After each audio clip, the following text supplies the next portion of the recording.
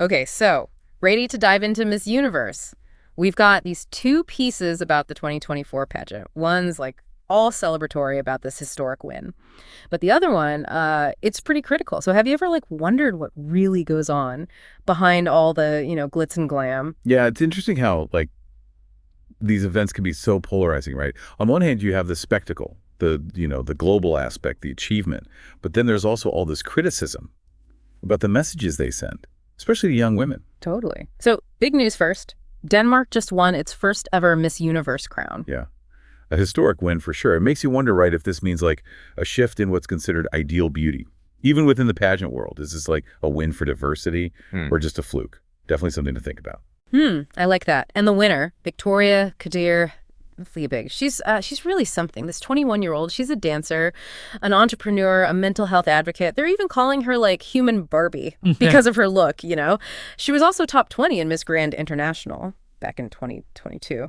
But her background, I don't know, it kind of challenges those like typical beauty queen stereotypes. Yeah, it does. It's almost as if like the pageant world is trying to, I don't know, like cling to those classic looks, but also embrace, a more multifaceted view of what it means to be a woman. The question is, are these changes real, or are they just like deflecting the criticisms? Ooh, good point. Part of me thinks it's the second one, especially when you think about how much emphasis there still is on looks. Take the Miss Universe event this year. It was in Mexico City. Imagine this. Mariachi bands. Taboo from the Black Eyed Peas performing, and this brand new crown they have, it's called the Lumière de l'Infini, all diamonds and golden pearls. It's dazzling, right? But is it hiding something? I think the setting, the whole luxury thing, it definitely plays into like traditional ideas about beauty and status. It's kind of like, a carrot on a stick. Aspire to this level of glam. And maybe you too can be successful, but that success is still, tied to what other people think. And it's usually based on, pretty narrow standards. Okay, let's be real. The second source we have goes all in on that darker side of pageants. They're saying these events, no matter what changes they make, are ultimately harmful. What do you think about that? Especially with, Victoria winning and all this glam. It's complicated, for sure. Yeah. And I think it's important to be nuanced. Like individual women like Victoria, they might be challenging some parts of the narrative. But the system itself, it's still judging women mainly on how they look. And that has, pretty big consequences. For sure. They really focus on the swimsuit competition and how they announce the contestants' measurements. They call it a cattle market. Is that like too much, or is it spot on? I think it asks a really important question. Are we celebrating women, or are we just turning them into objects to be looked at and compared? And what does that teach young girls watching? Thinking about those young girls, it really gets to me. This source talks about these like unrealistic beauty standards pageants promote. Being super thin, perfect skin. What's the real impact of that pressure? Think about self-esteem.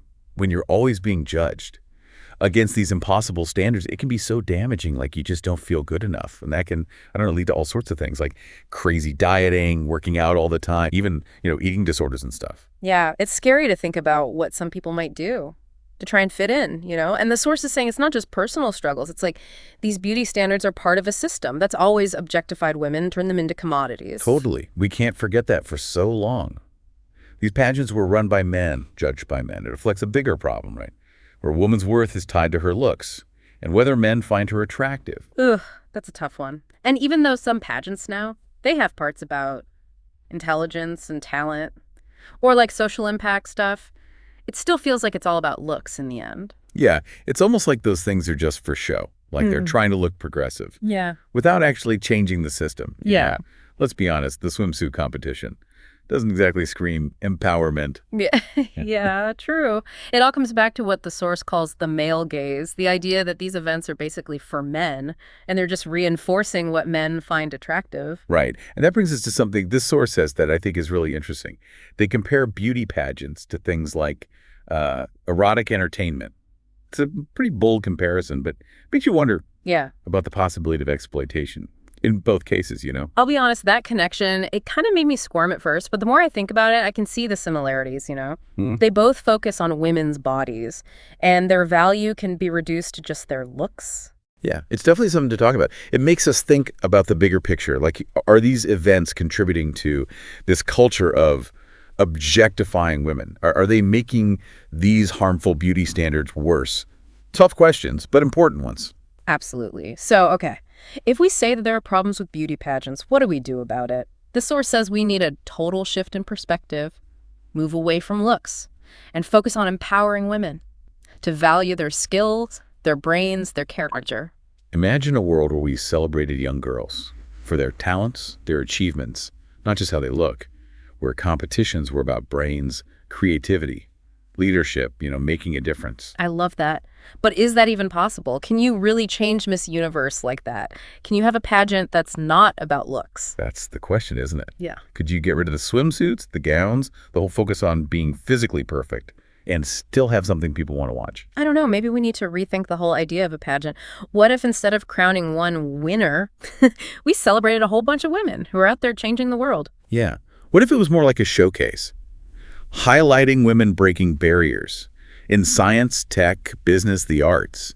A platform to share their stories and inspire others. Now that's an idea I can get behind. It'd be about achievement and impact, not just looks. And the message for young people would be amazing. Like, your worth comes from what you do, not from how well you fit some made-up standard. Exactly. It'd be a powerful statement about how the idea of beauty is changing and what it means to be a successful woman today. So as we wrap up this deep dive into Miss Universe, it feels like we have more questions now than answers. Yeah, for sure. We've seen the excitement of this historic win, but we've also grappled with some uncomfortable truths about beauty standards and the systems that keep them alive. It's a lot to process, right? But I think that's what these deep dives are all about, challenging what we think we know and getting us to think critically about the world. Exactly. And in this case, it's about realizing that something like Miss Universe, as glamorous and celebratory as it seems, can also have a dark side. So what do we do with all this? Do we boycott pageants, try to change them from within, or just accept them as harmless fun? I don't think there's an easy answer or one right way to feel about it all. But the important thing is to be aware, right? To understand the history, the power dynamics, and the potential consequences. And to think about the messages we're sending to young people, especially girls. Yeah, absolutely. We need to encourage them to define beauty themselves, to value their intelligence, their talents, and to know that their worth isn't based on their looks. I agree 100%. This deep dive has really made me think about the kind of world I want for my daughters, A world where they can be whoever they want without feeling pressure to fit some narrow mold. That's a beautiful vision. And I think it starts with these conversations, questioning things, imagining something better. So to everyone listening, we want to hear from you. What are your thoughts? Can beauty pageants be fixed? Or are they just bad? Head over to our website or social media and tell us what you think. We love hearing your perspectives because ultimately these deep dives are about being curious, thinking critically, and helping you make your own informed choices.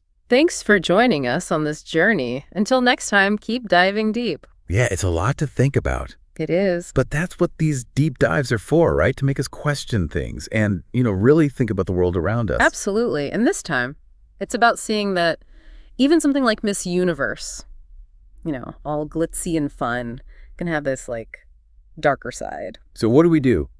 Boycott pageants? Try to change them? Or just say, whatever, it's just entertainment? I don't think there's one right answer, or one right way to feel. But the important thing is to know what's going on, to get the history, the power dynamics, and see what the impact might be. And to be careful about the messages we're sending to young people, especially girls. Yeah, for sure. We need to encourage them to, decide for themselves what beauty means, to value their smarts, their talents, and know that their worth doesn't come from their looks. I'm with you on that. This deep dive has really got me thinking about, what kind of world I want for my daughters. A world where they can be themselves without feeling like they have to fit some mold. That's a great vision. And it starts with these conversations, asking questions, imagining better things. So everyone listening, we want to know what you think. Can beauty pageants be fixed, or are they just inherently bad? Tell us. Go to our website or social media. Let's hear your thoughts. Yeah, we're always interested to hear your perspective because at the end of the day, that's what these deep dives are all about. Getting curious, thinking critically, and helping you make your own choices. Thanks for coming along with us. Until next time, keep diving deep.